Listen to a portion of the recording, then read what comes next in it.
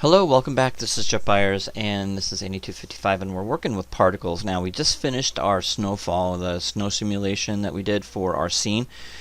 I want you guys to create your own scenes from scratch if you can. If you'd like to add things like if you find a fire hydrant for free online, please feel free to add that in there.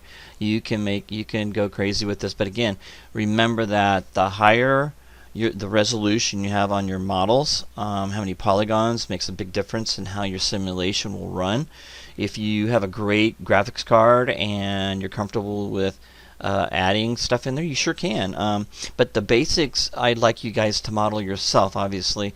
So we start off with a scene, something like this, and you can make it anything you want, but as close to this as you possibly can by just looking at this and model. It doesn't take too long to model because this is basically a cube that's broken up, and I think I did an extrude in here, you can see, for the division in the cement.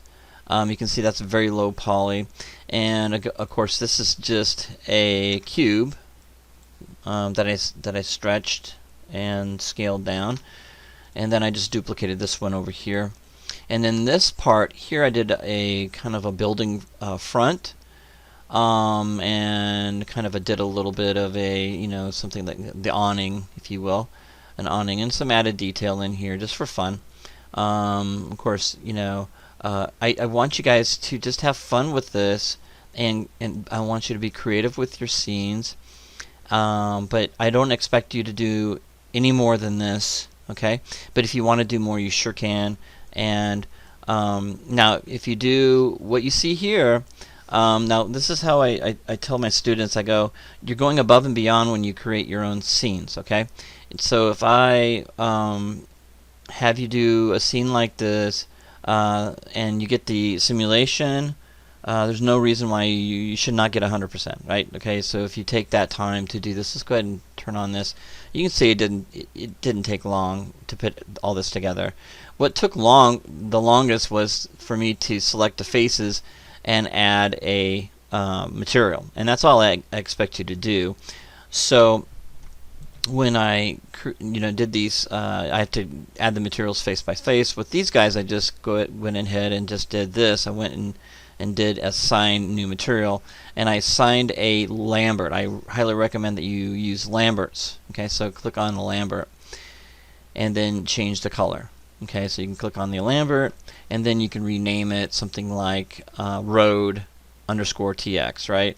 And then you change the color. Okay, so, and again, you can kind of follow what I've got here. Now, with this was a little trickier because I didn't add these. Now, you don't have to model an extrude like I did, face extrude, but I choose to do that. Now, if you want to, you can put it all together as separate pieces, but that gets kind of crazy when you're trying to do simulations. Then you have to do a simulation for this part right here and this part right here, and then maybe a simulation if the rain were to hit the edge here. But I think you're okay. What you could do is you could model a cube and then add a frame for the windows, frame for the door. It's really whatever you want to do, okay? But if you create a scene like this, there's no reason why you can't get 100%. Now, if you just do the ground and you just do the top plane and do the simulation, and the simulation still looks great, you'll get 90%. You'll still get an A for doing the simulation, okay? But for me, going above and beyond and creating a nice scene will bring you up way up higher. Your grade will go way up higher, above 90%. If you really want to go above and beyond, that's what I always like to see my students do. So again, if you find a fire hydrant that obviously I don't expect you to model fire hydrants for stop signs or anything like that. But if you want to, you can. Now it's not going to get you above the 100%. Just doing this will get you at the 100%. Okay? All right. Again, a lot of students ask me, do I have to do exactly what you have done? No, you don't. But you have to have the same amount of elements in your scene that I have. Okay? Meaning a door, a window, an awning, and the face of a building.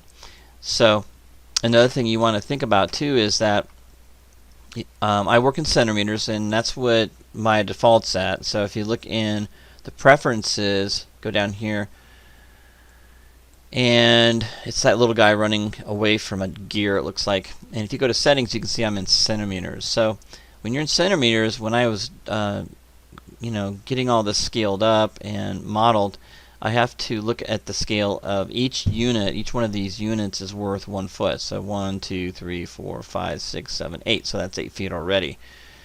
So that's important. So I've got basically 20 feet here, between here and the top of the building. Okay. And again, you look at the top here, you can see the width of the street that I have. Okay, 1, 2, 3, 4, 5, 6, 7, 8, 9, 10, 11, 12, about 12 feet across.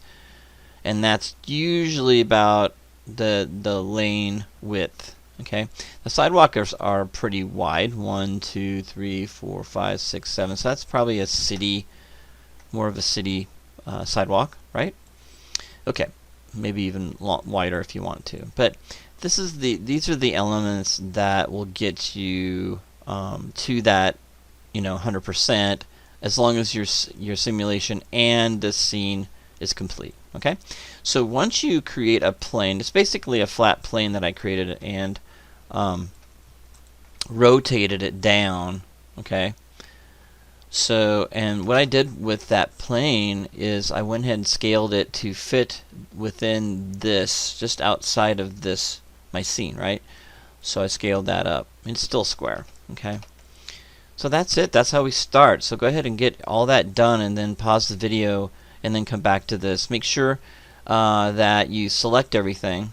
Okay, and hold the Control and Shift key to add to your selection, and then go to Delete by Type History. That's super important when you do simulations.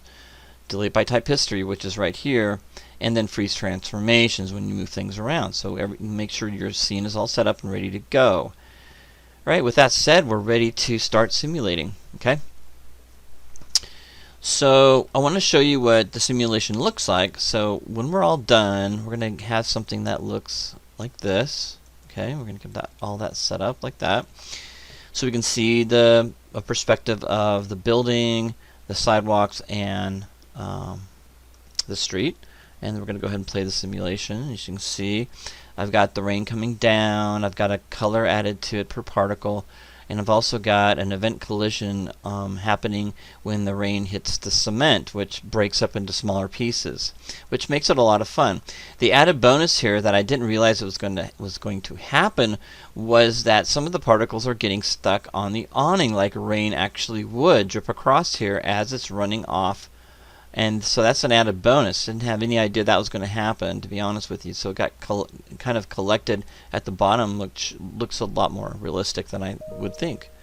So with that said, that's what we're looking for to do. So I'll show you how to create all that in just a second. Alright, so go ahead and stop that. And let's go ahead and open up my earlier scene, which is this one here. And so we're going to go ahead and stop here, and we'll go on to the next video. Okay, I'll see you in the next video.